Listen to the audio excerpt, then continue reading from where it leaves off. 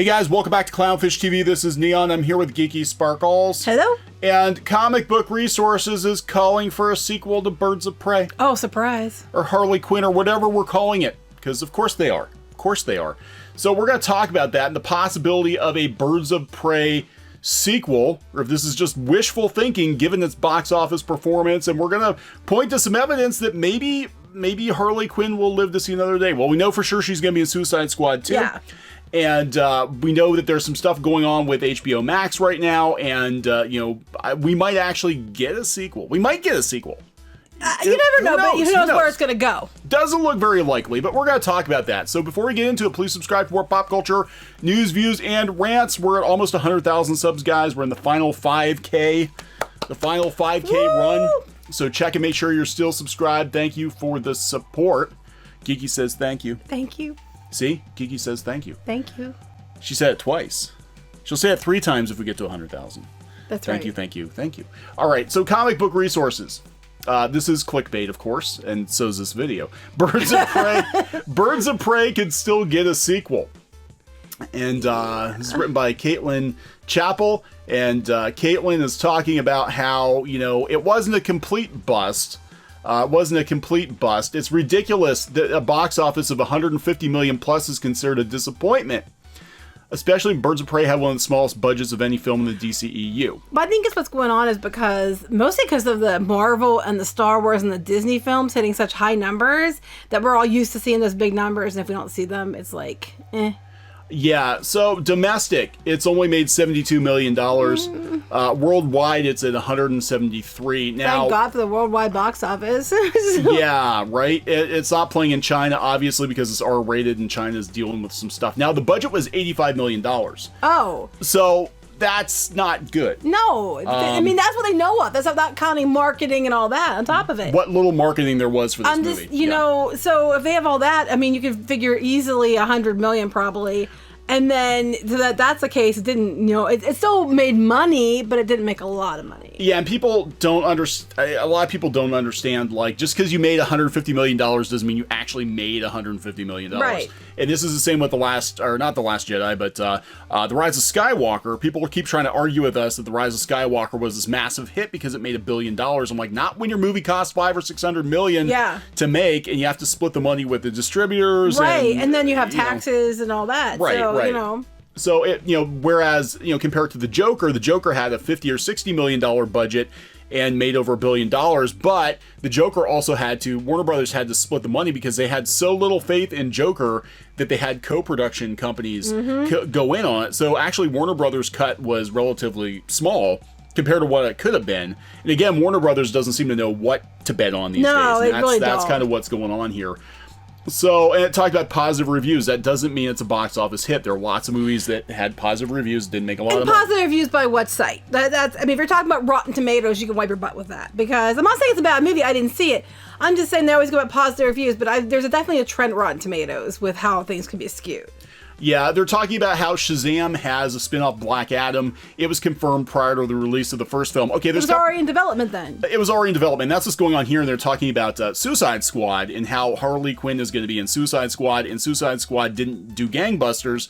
Again, these movies were greenlit under a different regime. Right. When AT&T came in and they bought Warner Brothers, that changes everything. And even with Harley Quinn, Birds of Prey, whatever the hell you want to call it, that movie was already so far in the production, they couldn't do anything to save it. And the reason I think they changed the name of it to try to salvage a box office is because DC's bosses are watching. Warner Brothers is watching. And they're going to be like, hey, this isn't cutting it for us. People don't seem to understand that. Like you said, regimes change all the time. And Warner Brothers, they have people now that are in charge that are notorious for penny pinching. Yeah. And we're seeing this all kinds of places. You did a video earlier about DC and talking about, what they're not looking at is, who's going to replace these people. It might not even be comics people. They might be completely removed. It could be somebody unrelated that's just good with money. Look what they did at Rooster Teeth, and I brought that up in previous video. Rooster Teeth, they changed all the management at the top. They brought in somebody from the CW, has no experience with animation that I'm aware of. They worked on like Dawson's Creek, and they brought them in to head up Rooster Teeth, Yeah, so here, this is what we're saying. Just because, it was DC doesn't mean it's going to be DC people who get to make these decisions. Yeah, so this is erroneous thinking. This is what everybody, this is the same with comic books and the same with anime and the same with video games, and people don't understand what they're dealing with a company like Warner Brothers. And I get there are people who are very passionate about this movie, right? But the movie did not perform that well. Birds of Prey also stars several incredible characters whose stories have only just begun. The women behind these characters gave it their all, physically performing outstanding fight scenes while also providing audiences with complicated heroes. Warner Brothers doesn't care. Yeah, here's the thing. They don't care. Basically, it deserves it because, I liked it. Yeah, basically, and they gave it their all. A lot of people give things their all every day. Does that mean they get to keep their job? No. Does that mean that their product performs really well? No. I mean, a lot of people half-ass it and they kick all kinds of butt. I mean, it just, You know what movie starred a strong female hero character that made more than twice as much as Birds of Prey and probably won't get a sequel? Alita. Yeah. I'm just saying. I mean, there are a lot of movies out there that I would love to see a sequel to, or TV shows I'd love to see another season of, but it comes down to money. At the end of the day, it's all about the money. And with the streaming services coming up from all these big companies like Warner and Disney, they're trying to turn their attention more to those things. So you might get it on a streaming app. I don't know if you're going to get it for a movie because they have to spread their money further now. Yeah. So that's what I want to talk about here, too. Let's talk about the numbers, and we'll go back to this streaming thing, because I did talk about that in a previous video, and that might be... HBO Max might be where, I guess, DC heroes go to die. Well, not exactly, but it might be like, how Disney is doing with the MCU, where the kind of B-list characters wind up with series. It's very possible. I could see them, using Harley Quinn because she is popular, in some other capacity. I think what they're doing with Disney isn't necessarily B-list, is they're trying to build a platform for these characters so that they have grounds to warrant a theatrical release. Yeah. Like, they don't have the proven... Like, years ago, they would have taken the chance. Now, everybody's so cautious that they don't have a proven track record. They're not going to take a chance on it. I think that's what's going to happen with these things with HBO, with HBO Max as well. Yeah, so this is coming from Cinema Blend, talking about Birds of Prey had a big box office drop-off this weekend, but not the worst. It wasn't the worst. Exhibitor Relations, though, said they lost 671 theaters this week. Suicide Squad only lost 331. So a lot of theaters dropping Birds of Prey because it's not performing, but there were a lot of movies that came out last weekend, too. We had Harrison Ford's CGI dog movie, and, maybe they put, Sonic in 2 theaters. 2 screens, who knows? But yeah, but you can see how it dropped off. Aquaman actually gained theaters because Aquaman, nobody expected it to be good. It actually was good. It's like, guy who talks to fish, that's gonna suck balls. And it was, but Justice League lost a whole...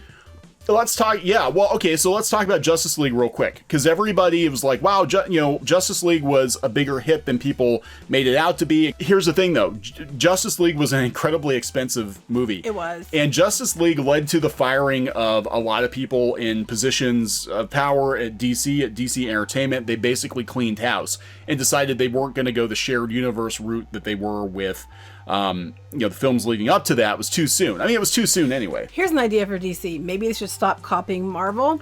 Yeah. Because it's starting to not work for Marvel, so why would you copy that? It's just, So anyway, back to this, though. Birds of Prey is not going to come anywhere close to Justice League. And this movie was greenlit under different circumstances. Yeah. You got to look at what's going on with the people before that were running it were kind of like the money was flowing like water. Yes. I mean, people were talking about the ridiculous lunches they'd have, how like the money was just like, well, how much do you need? Boom, boom, boom, boom, boom. A lot of projects were greenlit. The people were like, why would you greenlight that?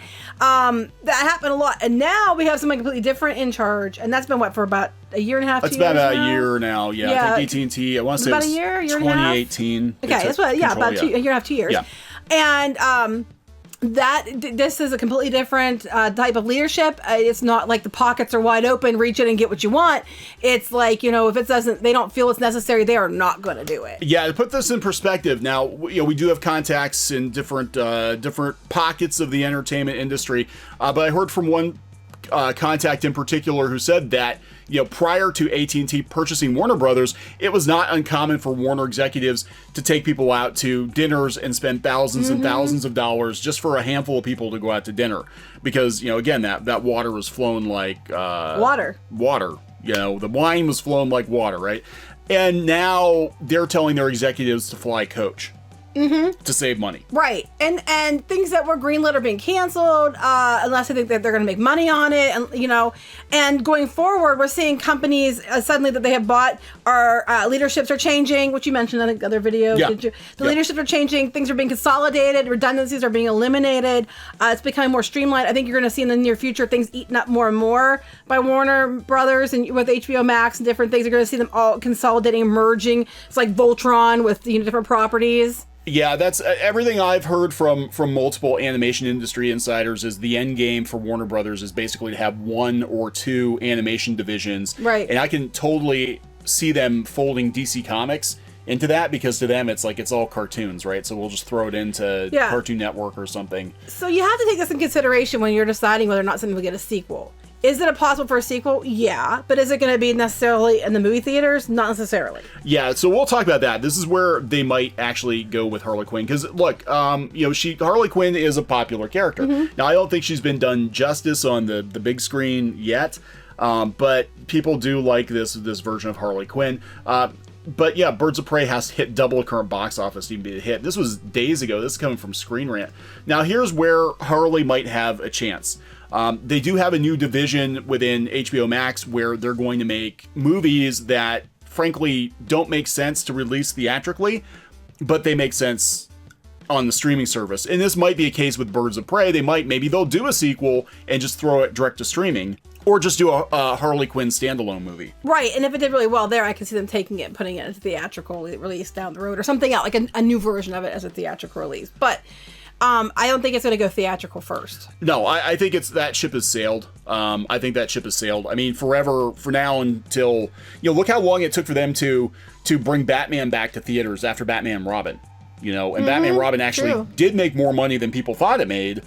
People went to check it out, and then they're like, "Oh my God, that was awful!" But it killed Batman for over 10 years. Yeah, you know, Batman was just, you know, a couple years before Batman was the biggest thing to hit theaters. But in that time of 10 years' time, didn't they like have to prove it with the comics and different other things to make it build the brand back, it back up? I think that's what's going to happen. If it doesn't perform, they're going to put it into they're going to put it into some form of stasis until they can build it back up, and it makes sense to try putting a bunch of money into it again.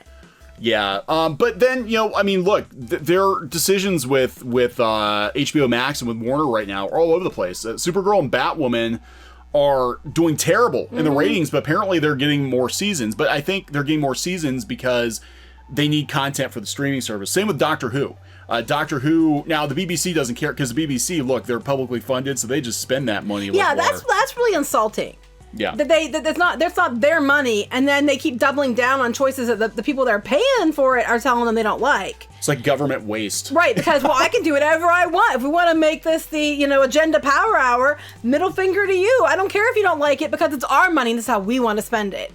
And I think there wasn't some of the story behind why there was a female Doctor Who was mandated. For the money to be allowed to be spent. That's probably a whole other video, but yeah, apparently there was a mandate from the BBC that they had to replace so many leads of so many shows with female leads to hit that diversity mark that they want to continue to get the government funding. Yeah. I think. So it's just like, it's diversity, forced diversity by the government. And I think with Brexit, I think that's probably going to change, honestly. There are people already pushing for the BBC to be privatized and all that. That's British politics. I am not even going to pretend to understand. But what I think is going on with Supergirl and Batwoman is they need content for HBO Max on launch day. It's the same reason Rooster Teeth is getting another chance. They need content. They need fresh content. And they're going to come out swinging. I mean, everything I've seen is their rollout of HBO Max is going to make Disney Pluses look sad. Maybe not in the numbers, but just in the amount of original content. Disney Plus didn't have a whole lot, guys. When it came out, you had a lot of the old stuff, and then they had like The Mandalorian. And Jeff Goldblum. Yeah, they didn't have very much. And it's still going forward. They've been adding some things, but it hasn't been a lot. Because I think it almost felt like they decided, less than a year before, hey, let's do this thing. And then they didn't have time to make the content for it. So going forward, we're going to get more and more content.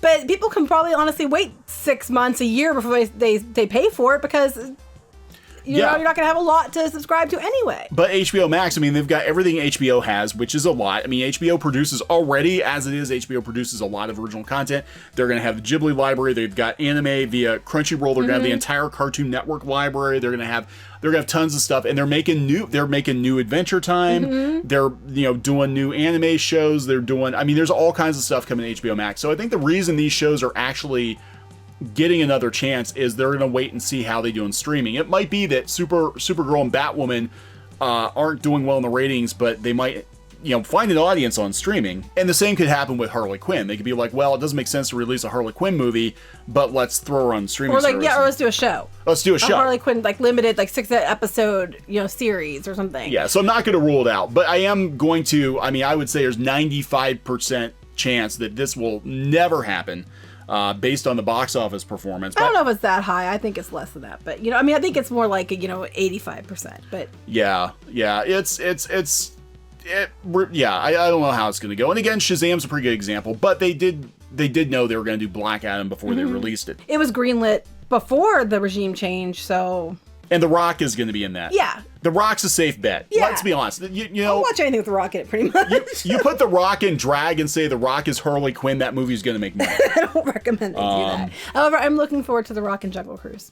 Yeah, I think he'll be good in Jungle Cruise. I just like him in general. I'm calling it now, and you can mark my words. The Rock is going to be the voice of Knuckles in Sonic 2. It was funny because you said that. You tweeted at Jeff Fowler, didn't you? I did tweet at Jeff Fowler. And said they should make The Rock Knuckles because you thought it'd be a good match. It would be a perfect fit. He was tweeting at The Rock about bringing him in. And you're like, I said that. I said that after we left the theater. Did. He's the only one I can think because, given they need star power, and now I think they can warrant paying more because Sonic did so well. I could totally see them bringing The Rock in. I totally watched The Rock playing Knuckles. Yeah, I think he's perfect for Knuckles. I just like him. And Knuckles is my favorite character, and Rock's one of my favorite actors now. So I'm like, yeah, I'm good with that. Mm-hmm. That's a win-win. So you heard it here first. The Rock is going to be Knuckles in Sonic 2. And then 2 years from now, people are going to you're a liar.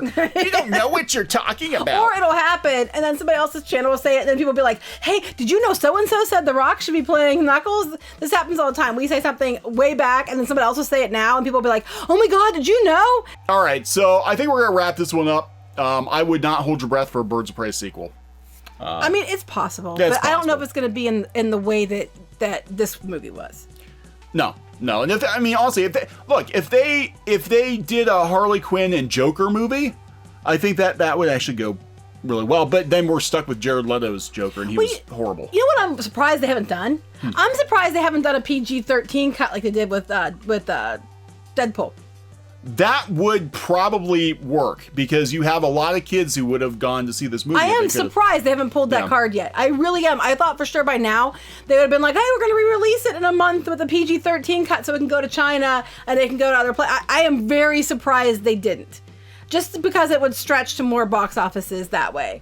I said I would have taken our daughter to go see it if it was PG-13. If it was PG-13, we would have taken our daughter. She loves Harley Quinn, but we couldn't take her to go see it, and that was a big problem too. Mm-hmm. So, all right, we're gonna wrap it up. Mm-hmm. Please subscribe for more pop culture news, views, and rants. And we'll talk later. Bye. Hey guys, thanks for watching Clownfish TV. Please consider supporting the channel. Go to clownfishsupport.com. That's clownfishsupport.com. And if you want to join our community, go to clownfishtalk.com. That's clownfishtalk.com. Please subscribe, ring the bell for notifications. We will talk to you next time.